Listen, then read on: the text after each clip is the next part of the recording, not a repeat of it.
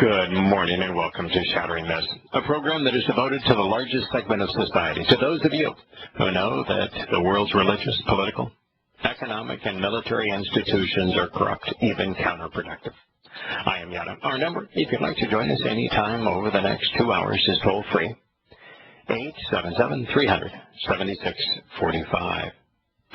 I read this article with interest, and it's sort of perverse in a way that I'm going to tell you this story. It's about a statue to Baphomet, which is supposed to be Satan.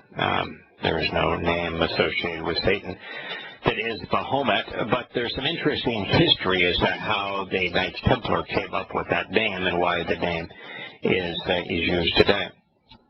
And it's also interesting as to who protested this unveiling of this statue. Now, personally, I don't have an issue with it. I don't care if you create a statue to Baphomet, to Scott, to Craig, to Kirk, to Larry, to your Jesus Christ, and have Christ the Redeemer standing 300 feet tall over Rio de Janeiro, or inscribed in a obelisk outside of the Vatican. Don't care what you do. Don't care who you worship. Don't care who you call God. Don't care. My only issue with religion is when it's promoted as true and when it lures other people. But for those who are already part of the melee, other than to isolate them when they're up to no good, like Islamic jihadists, I see everything that they do is their choice and part of free will, something that Yahowah established. Here's the story. It says a crowd of several hundred gathered Saturday night to see Detroit. Now, it's interesting that this would be in Detroit. I mean, if there ever was a city of death in America, it's Detroit. It's a city that political correctness, that liberal politics, that unions collectively destroyed. It was a city based upon the fact that the only politicians elected because of the enormous influence of the United Auto Workers there were entitlement socialist politicians. Everything was about robbing the most productive and rewarding the least productive, creating a socialist climate there that was unsustainable, that made it impossible to successfully run a business out of Detroit and to build anything in Detroit, which is why Detroit now is a ghost town. It's so bad that rather than trying to rehab homes and to give them away free to anybody that will just take care of it, they're just bulldozing homes down, and that hundreds, if not thousands, of buildings are decaying and empty. It is a city that was devoted to the enlightened socialist humanist, and it now is nothing but a rotting, decayed mass. So this is Detroit's newest residence, a 9-foot, 2,000-pound statue of a goat-headed occult idol named Baphomet. The Satanic Temple unveiled the bronze figure to an estimated 700 attendees. Imagine the world is so politically correct, so unjudgmental, so undiscerning, that 700 people in a ghost town of a city would come as an attendee, as someone, a devotee, to a statue that is being portrayed as satanic. Isn't that fascinating, that there aren't enough people to understand the Hebrew word Satan, which means adversary. and to figure out why it isn't good to be the adversary, and not to take the time to learn about the adversary's fall, what caused the adversary to fall, what the adversary wanted to achieve, which was to be worshipped as God, and the tools of deceit that are associated with the adversary and the adversary's ultimate fate, as brought to us by Yahowah and the Torah, prophets, and Psalms. And yet this 2,000-pound statue found 700 attendees. The group's initial venue was canceled after Christian groups protested. Not this just as religious groups, but the groups that protested were Christian groups. And what I find is so enlightening about that is that the Christian God and this statue represent the same individual. The Christian Lord is Satan. The Christian Jesus Christ is modeled after Dionysus, one of Satan's most alluring false gods. The Christian religion is a mirror of the Babylonian religion, the religion Yahowah associates with Satan, the whore of Babylon. And so the protesters were the very people who for the longest time have worshipped Satan in the guise of their Jesus Christ, Satan in the guise of their Lord, Satan in the guise of their reincarnation of the Babylonian religion, replete with Easter and Christmas and fathers and priests and tithes and Sunday worship and a Trinity, of course. And they protested, not recognizing that that idol represents the idol that they have turned into God. The group's approach to secrecy with the second venue led to little opposition on Saturday. The director of Detroit's Satanic Temple chapter and national spokeswoman Jex Blackmore told Fox News. Quote, protesters arrived for a short time at our first ticketing location, but retreated after about 30 minutes, Blackmore said. One woman attempted to block the event entrance and was removed by police in cooperation with the building's owner. Why would you do that? I mean, where in the Torah, prophets, and Psalms does Yahowah say you ought to preclude free will? Where it says, where does it say that you ought to keep the Gentiles from being Gentiles? You ought to avoid allowing, you ought to disallow the Gentiles to engage in their Babylonian religion. Where does it say that? I must have missed it, because what I read is, don't emulate them. Don't do what they do. Don't be like Christians who have integrated and assimilated the Babylonian religion into their own. Don't do that. But it speaks to what we ourselves should choose and choose to avoid, not what we try to preclude others from doing. What's the purpose of free will if somebody can't make bad choices? Let them make whatever choice. You're not serving God by trying to preclude the choices of others. You can serve Yahowah if you know Him, if you are a member of the covenant, if you are enlightened by His Torah teaching, and then if you choose to educate yourself about false religions and political schemes and the like, and you expose them and condemn them using words. But even in that, you ought not go to the point where you're trying to tell people how they should behave. It's their choice. Just provide the information. Well, guests were washed in red light, of course, shining down from the rafters at the venue as dark punk bands played and DJs performed from a stage located beneath a lighted upside-down crucifix. Isn't it interesting? Crucifix. Why would they need one upside down? And it's as if, okay, we're trying to create an alternative to Christianity. So why don't we just take their image and turn it upside down? But the fact of the matter is the Christian cross is a satanic symbol. It's always been a satanic symbol. It was the symbol of Tammuz, the son of the sun in the Babylonian religion, the model upon which Osiris and Dionysus and Bacchus, and then later the Jesus of Christianity would be based.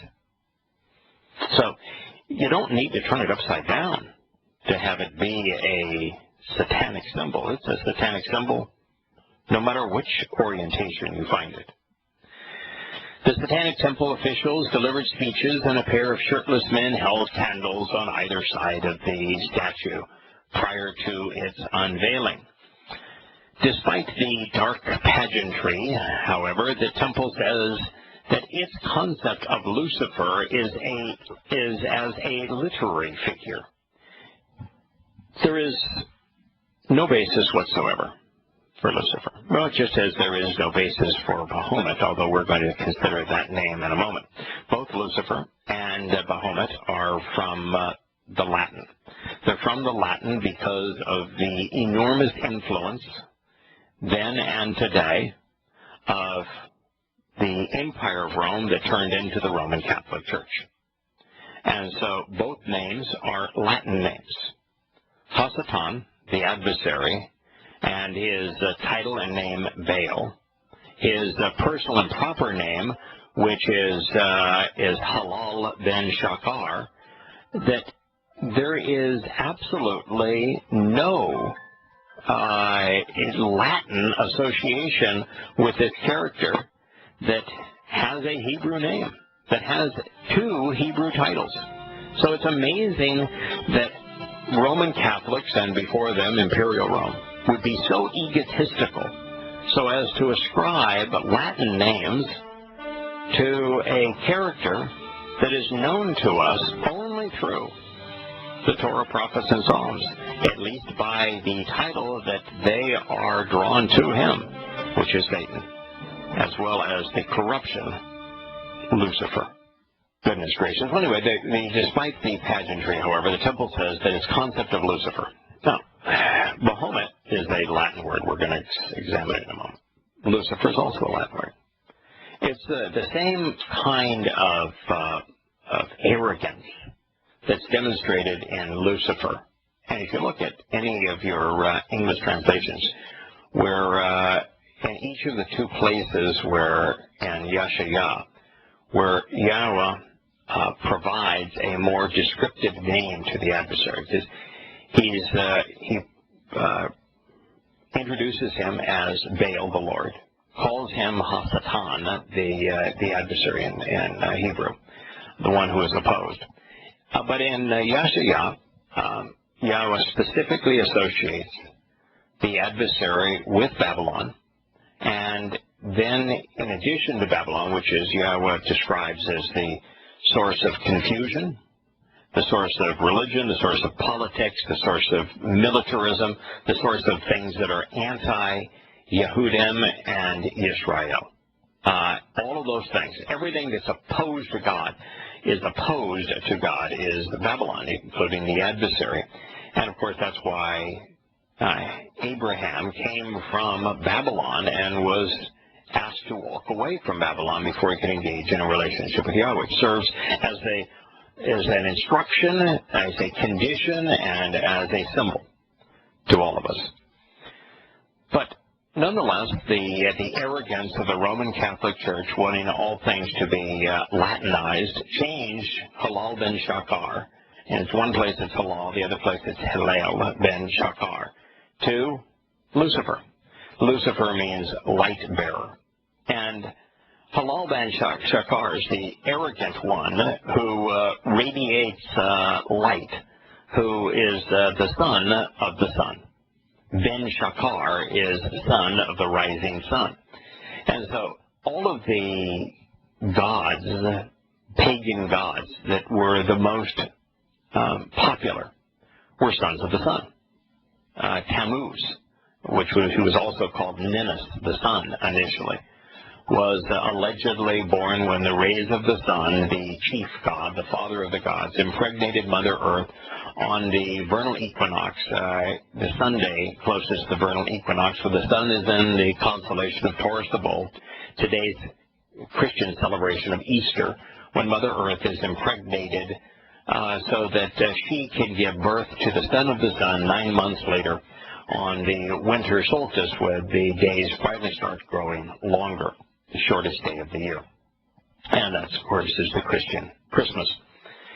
So this idea of the son of the sun is the concept that Yahowah is conveyed because it was the basis of the Babylonian religion. The Babylonian religion began when Nimrod, who was violently opposed to Yahowah, died in a battle with a wild boar, which is why the Easter ham is popular. Suffered for 40 days, which is why Lent is 40 days. At that same time, like there's also weeping for Tammuz, because Ninus was renamed Tammuz as the son of the sun in the Babylonian religion.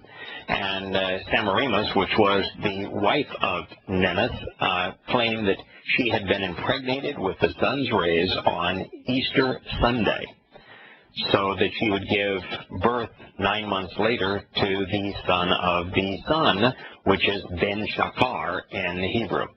And that because she gave birth to the son of the sun on Christmas, on the winter solstice, December 25th, she then had to be the mother of God and the queen of heaven, which is then the basis of the Roman Catholic and Orthodox Catholic Mary, Mother of God, Queen of Heaven, and someone to venerate and to bow down and worship to.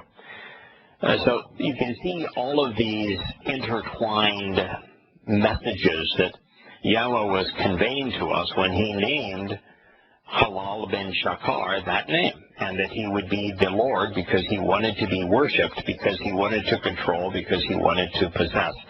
So all of those aspects are rolled into the name Halal ben Shakar, which was simply changed, copy edited by the Roman Catholic Church to Lucifer, an error which Protestant denominations have never corrected. So this then goes on to say that Lucifer is a literary figure. Well, Lucifer is only known through the Roman Catholic Church corruption of Yahowah's testimony through the prophet Yahshua, Isaiah. And so he's a literary figure. He is a figure out of that story, and therefore Satan. We'll talk about what the mission of the Satanic Temple is in a moment. So they claim that the mission of the Satanic Temple is to encourage benevolence and empathy among all people, the group's website states. So, Hasatan, the adversary. Do you think the adversary's intention is benevolence and empathy? Look at the most overtly satanic religions. Islam, for example. Baphomet is named after Muhammad. Do you think that in Islam there's a lot of benevolence, and empathy? Or do you think that the Prince of Lies is lying for the purpose of creating a myth about the religion that enables people who are poorly informed to advocate on the religion's behalf, just like imams and those who side with them tell us that Islam is a religion of peace and jihad is a spiritual struggle. All lies.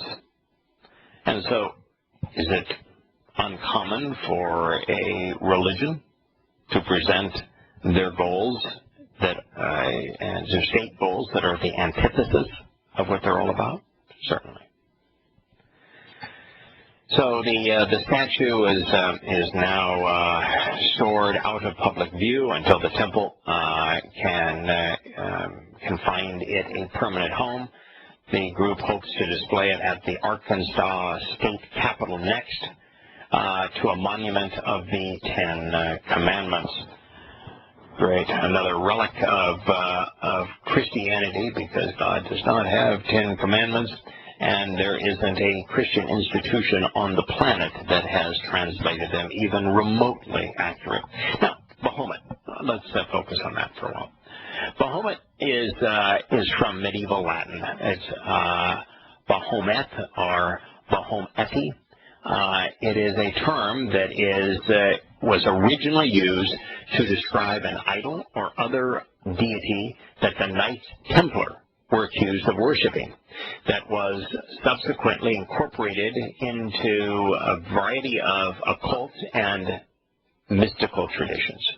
Baphomet is now used fairly regularly among conspiratorial types in association with the Illuminati, and it is also used in association with Freemasonry. Its origins were definitely the Knights Templar, but we'll explore that more in a moment. It appeared as a term for a pagan idol in trial transcripts of the Inquisition of the Knights Templar in the 4th century.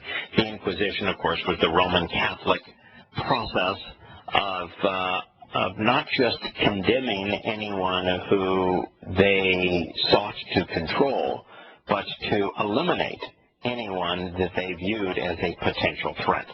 So the Inquisition was, if you did not surrender, did not submit, did not subjugate yourselves to Roman Catholicism, you were tortured, you were killed, your family was enslaved, all of your possessions were stolen.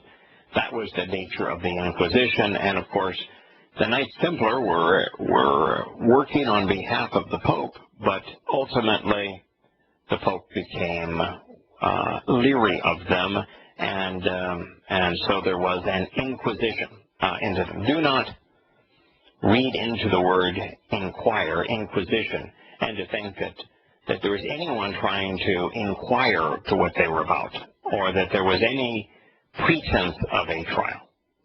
This is religion run amok as it relates to the Inquisition. So this goes on to read that the name in the English usage began in the 19th century, or 400 years later, 500 years later, with the debate and speculations on reasons for the suppression of the Templars. Now, I'm here to tell you, the Knights Templars were not suppressed because their behavior was any different than mainstream Roman Catholicism. They weren't suppressed because they weren't vicious enough or effective enough for the Roman Catholic Church. They were suppressed for one reason, and it had nothing to do with them being any greedier than the popes and cardinals in the Vatican. They were suppressed for one reason, and that is that the Pope viewed them as a potential threat, that the Pope had used them, and their use became less viable, and they, as is the case with any militant group, when you try to retire a militant group, they don't go quietly into the night. The problem with bringing American vets back from the killing fields of Afghanistan and Iraq, they don't come back whole. They don't just fit now as square pegs into round holes. And so they were hunted down and killed because their loyalties to the church and to the devotion to their cause were such that their oaths and hoorahs, their semper fi's, were not such that they could just go quietly into the night. And that's why they were hunted down and killed. Since then, 1856, the name Baphomet has been associated with a sabbatic goat, an image drawn by Eliphas Levi, which contains binary elements representing the sum total of the universe. In other words, male and female, good and evil. The chronicler of the First Crusade, Raymond Villers, called the moth Baphomearies. So the name Baphomet later appeared in the 1195 poem, the Sin Hors por los Nostres Pectas, which was by the troubadour of Gavadon, around 1250, a poem bewailing the defeat of the Seventh Crusade, refers to Baphomet, and it's the title of one of the books chronicling all of this. Now, when I mention the word mosque being called Baphomearies, you're probably seeing the connection. Baphomet was modeled after Muhammad. And for those that say, oh, it's not fair, how could you name Satan after the prophet of the Islamic religion? What an awful thing to do. Well, because Muhammad himself claimed to be demon-possessed. Because Muhammad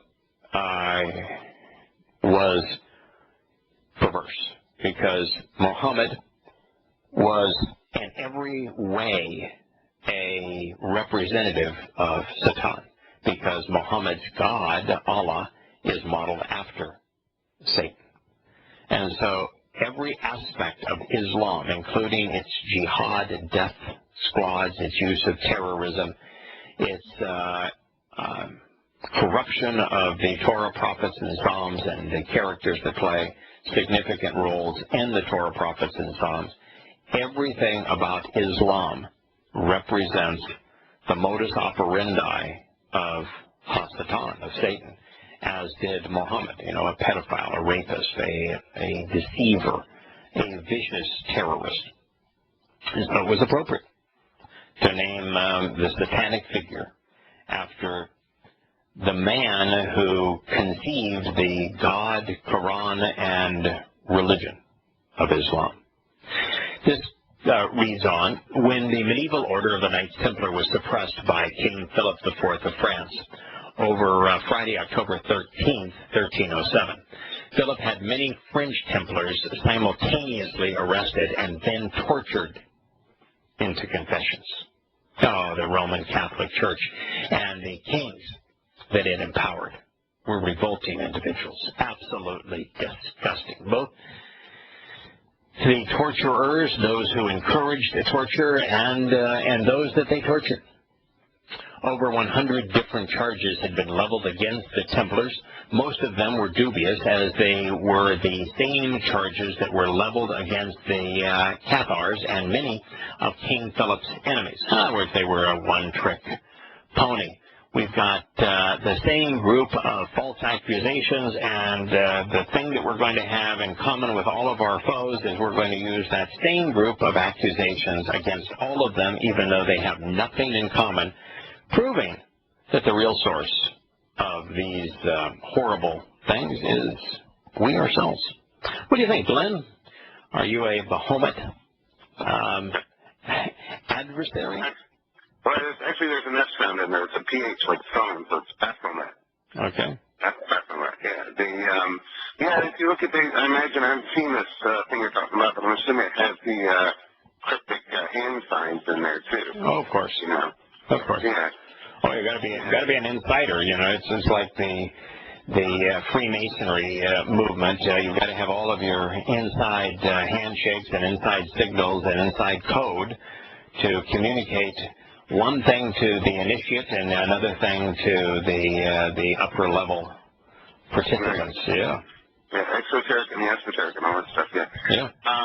What's interesting? This they seem to be putting a lot of these socio-cultural controversy things in the news as distractions, like at the moment. Whether it's the symbology of a Civil War flag or symbology of a statue being unveiled. Right. These are all designed to foment ire and keep people distracted. I'm looking at the market this morning. I see the Shanghai market down 8.5%, the Hong Kong down 3%, the French and German down 2.5%, the British down 1.25%, and the Dow wrestling back and forth with the help of the president's working group on my markets. And that plus they're looking at the earthquake activity in the Pacific Rim and the rate of fire and stuff like that. I'm thinking, man, when markets start shaking and rattling and tectonic plates start shaking around, when all this distraction stuff's going to fall by the wayside very quickly. Yes, it is. Yeah, but I think you're right. I looked at the outline of the rebel flag as a symbolic gesture for the purpose of distraction, but also as a way of recasting history. There's this myth that the North was freedom-loving and was American and apple pie, and that the South was a bunch of scummy, rich landowners that enslaved people and that had to be put in its place and had no right whatsoever to secede from the Union. And Lincoln as the great emancipator. It's just a pile of lies. Yep. Philip IV of France was a pretty swell guy. He not only accused everybody of the same crime. Most of his claims were dubious, and that the charges were leveled at all of his enemies, the same charges. He had previously kidnapped Pope Boniface, the eighth, and charged him with an identical set of offenses of heresy, of spitting and urinating on a cross, and of sodomy, the exact same charges, none of which were true. And popes are scumbags, and so were the Knights Templar, but none of these charges were true. But it's interesting that that King Philip of France was empowered by the Roman Catholic Church and Pope Boniface, and the fact is that Roman Catholicism was the only legal and allowed acceptable religion in France because of that deal. To have them, these two power-hungry thugs go after each other and torture everyone and accuse people of things like sodomy and of urinating on crosses. Doesn't it tell you that perhaps that's the various issues that old Philip had, that the problem was Philip? Well, he was supposed to be a fair guy. Yeah. Oh, yeah. Yeah, I'm sure he was. Yeah, fair, and because he was appointed by God, and all rulers are appointed by God for you to submit to them for your benefit. Even those who torture others and accuse them of the things that they themselves have done. I always sort of bought into the notion that the Knights Templar were, a threat because of their banking prowess and their accumulated wealth and stuff like that from their military exploits and stuff. Yeah, they were considered. They became, even though they shared a disproportionate amount of their captured wealth. I mean, they didn't produce anything. They didn't run a business. They confiscated other people's property. Thievery, runs rampant in Roman Catholicism, and so they were central bankers. Oh yeah, they were central bankers. So they were working for the Pope, and they were giving a disproportionate amount of their stolen property to the Pope. But even the part that they kept, eventually amounted to a great deal. And with money, you can buy influence. And of course, they were a vicious military organization, ruthless, and so both from a wealth point of view, a power point of view, and a military point of view, they were viewed as a threat by a man who was paranoid. I mean, King Philip of France was paranoid. Most paranoid people, by the way, are paranoid for a reason. They think everyone's out to get them. And typically it's because they have deep, dark secrets. They have demons lurking in their closets, and they don't want them exposed. Right. What's your take on the Friday the 13th thing, superstition correlating to the killing of Jacques de Molay? Or do you think it goes further back? Yeah, I don't know really the origins of Friday the 13th, but of course it's triskaidekaphobia is part of all of the numerology myths. You know, there's so many numerology myths. It's just one of many of them. Yeah, it's crazy. Yeah, it has no merit. I always describe the significance of 13 as ultimately having to do with the sun and the 12 houses of the zodiac, the 12 moons, and plus the sun is 13. You know. So. Yeah. Oh, okay. But, yeah, I guess so. So the 12 signs of the zodiac plus the sun equals the 13. Okay. Yeah, that would the father of the gods and all the little gods and goddesses of the zodiac. That could make perfect sense. In other words, the son of the sun trying to be the above all of the gods. Yeah. And if you start chasing, numerology, it'll just drive you bonkers because it's just people ascribing significance to these numbers anyway. You know, there's nothing inherently significant about these things. It's humans who imbue or ascribe. I mean, so you can you can spend your whole life chasing down numerology and it's easier just to ignore it. all of it, along with astronomy astrology and the like.